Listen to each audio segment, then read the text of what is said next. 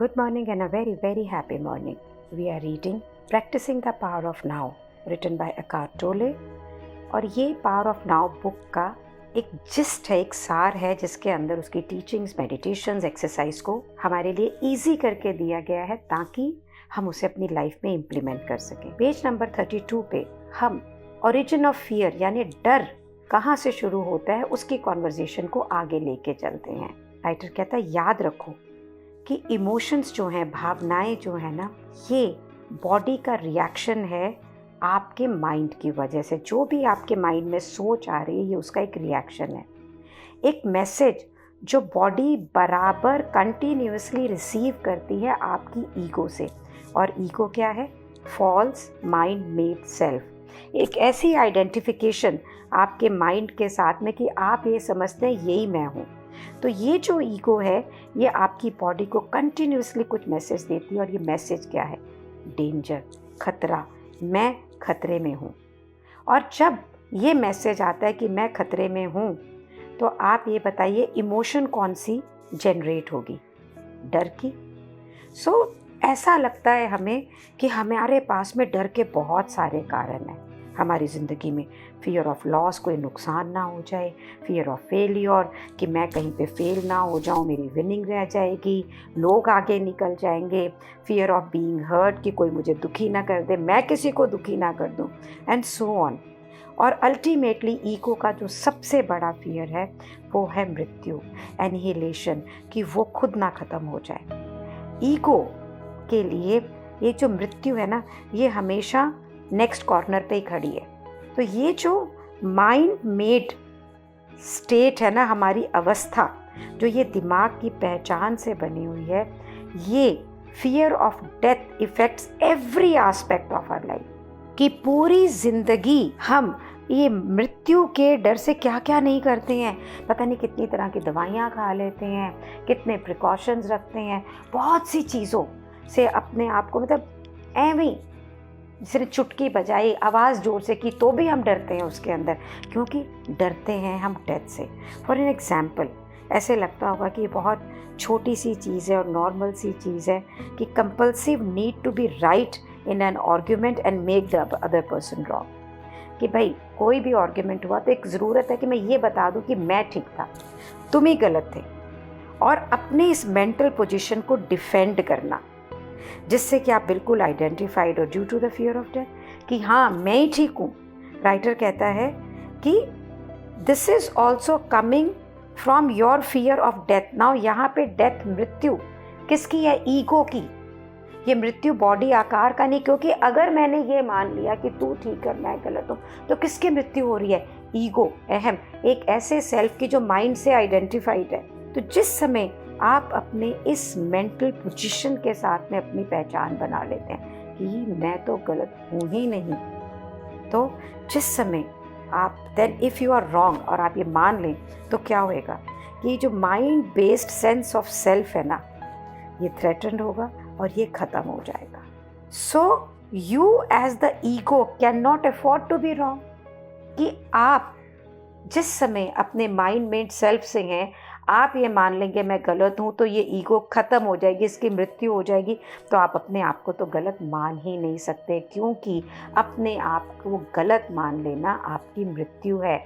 सो यहाँ पे शारीरिक मृत्यु को संबोधन नहीं किया जा रहा, यहाँ पे ईगो को लेकर बोला जा रहा है कि ये ईगो हमें पल पल पल पल एक ऐसा जीवन जीने पे मजबूर करती है जहाँ वो कंटिन्यूसली अपने आप को डिफेंड करती है और अपना जीने का मूल देखती है। Wars has been fought over this and countless relationships has been broken down। क्योंकि ये हमारी ईगो, उसके ज़िंदा रहने के लिए उसे हमेशा हमेशा जीतना ही ज़रूरी है, हमेशा ठीक होना ये प्रूव करना ही ज़रूरी है। इसीलिए इतनी लड़ाइयाँ होती हैं, इसीलिए इतने सारे रिश्ते ख़त्म हो जाते हैं।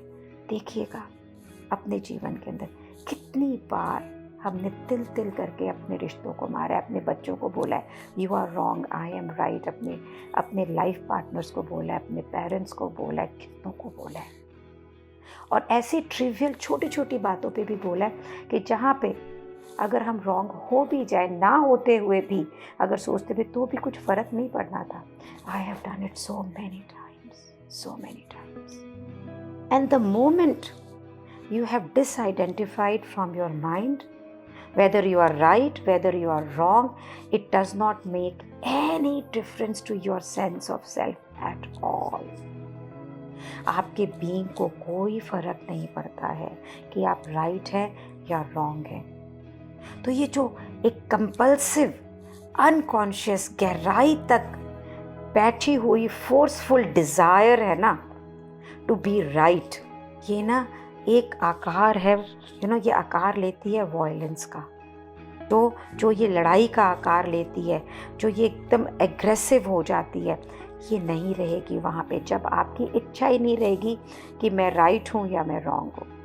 You can state clearly and firmly how you feel, what you think, but there will be no aggressiveness, no defensiveness about it.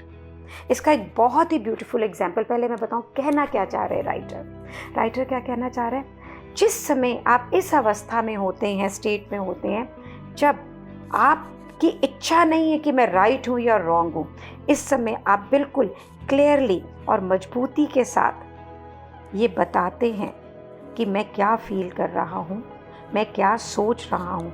लेकिन यहाँ पे कोई एग्रेशन नहीं है, कोई लड़ाई नहीं है, कोई गुस्सा नहीं है, ना ही कोई डिफेंसिवनेस है कि अपने आप को बचाने के लिए मैं कुछ कह रहा हूँ. इस समय आपका जो सेंस ऑफ सेल्फ है, आपकी जो बीइंग है, ये ड्राइव कहाँ से कर रही है? A deeper and truer place with in your self, एक बहुत गहरी और सच्ची जगह से जो आपके अंदर है, जो आपकी बीइंग है, नॉट फ्रॉम योर माइंड. जिस समय मैं ना बुद्धा के साथ होती हूँ, कोचिंग में होती हूँ, उस समय मैं बहुत बार उनसे वो चीज़ें बोलती हूँ, मैं गुस्सा होती हूँ, मैं उनको एक्सप्रेस, तो मुझे मालूम है क्या बोलते हैं. तुम मुझसे कुछ भी बोलो, I only get your love, I only get your commitment. He is never angry. And then again he tells me, Shalini look into this, ये तुम्हारे यहाँ कहाँ से ड्राइव हो रहा है. He never makes me wrong, he never makes himself wrong, but बहुत ही ब्यूटिफुली शांत मन से वो उसे क्रिएट करते हैं.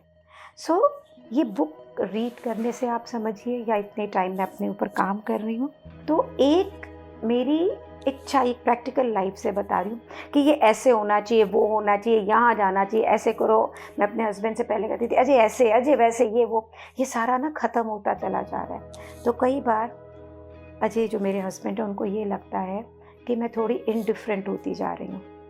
हैप्पी तो हो रही हूँ बट इनडिफरेंट होती जा रही हूँ. अभी उन्होंने कुछ दिन पहले बोला I find you very indifferent. तो यहाँ तो जब देन आई अंडरस्टूड कि वो जो मेरी इन्वॉल्वमेंट थी एक सर्टेन टाइप की ज़िंदगी जीने की, क्योंकि वो अब अंदर से ड्राइव नहीं हो रही है, तो उनको मेरे बिहेवियर में ये चेंज लग रहा है. तो मैंने उनसे फिर क्रिएट किया. मैंने कहा जी आपको ये इसलिए लग रहा है because right now I have lost that space where life was this like this और दैट, और the maid was like this और दैट. तो आपको ये लग रहा है कि ये कॉन्वर्जेशंस ख़त्म हो गई तो मैं इनडिफरेंट हो गई. It is not so. Rather अब आप जीवन में जैसे ही हैं, you are the best life partner I have, whether you are doing this or not doing this, because वो कॉन्वर्जेशन ख़त्म होती जा रही है. कैन यू इमेजिन आपकी ज़िंदगी में रिलेशनशिप्स कितने पावरफुल, कितने मधुर और कितने मस्त हो सकते हैं जिस समय वहाँ से राइट एंड रॉन्ग की एक्सपेक्टेशन ख़त्म हो जाए. जिस समय कोई भी कुछ भी कर रहा है, आपको ना उसे गलत दिखाना है, ना आपको अपने आप को ये प्रूव करना है कि आप गलत नहीं हैं. Believe me, it's a very powerful space to be. आप उस समय लोगों को उनका जैसा है वैसे होने की विलिंग परमिशन देते हैं, बिना अंदर किसी एंग्जाइटी, फियर.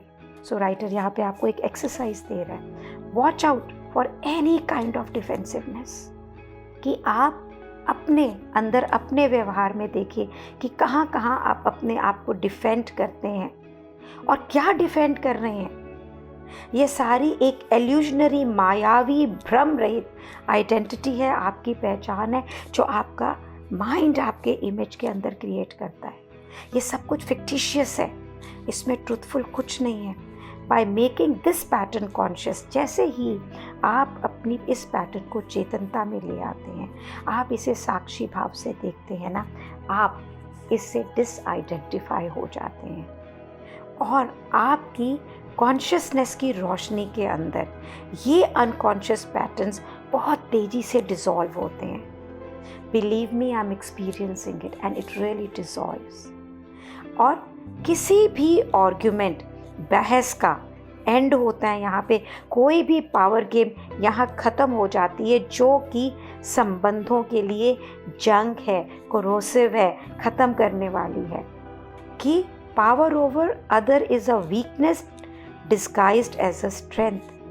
किसी भी बंदे पे हावी होने की इच्छा, किसी भी बंदे को ये बताना कि मैं पावरफुल हूँ, ये इच्छा, क्या ये सच में स्ट्रेंथ का द्योतक है?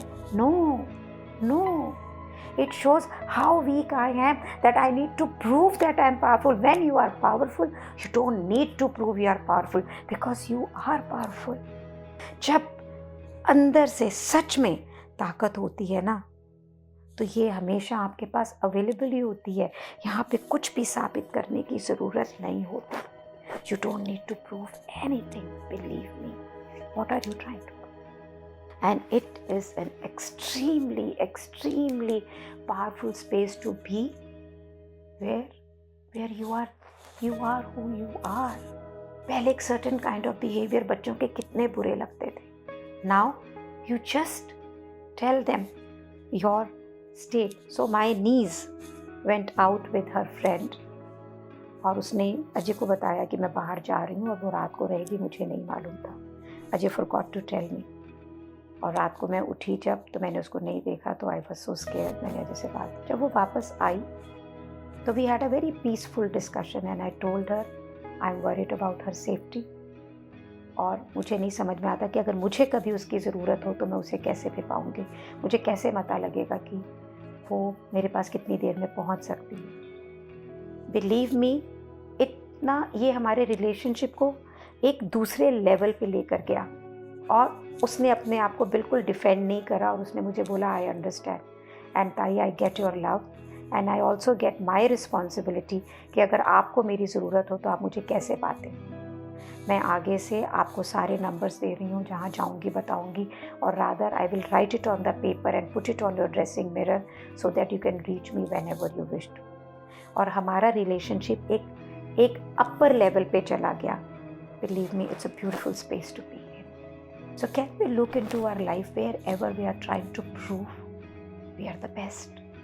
If we are the best, we don't need to prove anything. Thank you so much. और जो मैं आपसे एक्सपीरियंसेस लाइफ के शेयर कर रही हूँ ना, ये इसीलिए है क्योंकि आप मेरी ज़िंदगी में, और ये स्पेस मेरी ज़िंदगी में है जहाँ पे मैं इन शब्दों को वॉइस करती हूँ और आप इन शब्दों को सुनते हैं. Thank you for giving me permission to voice these words. Thank you so much.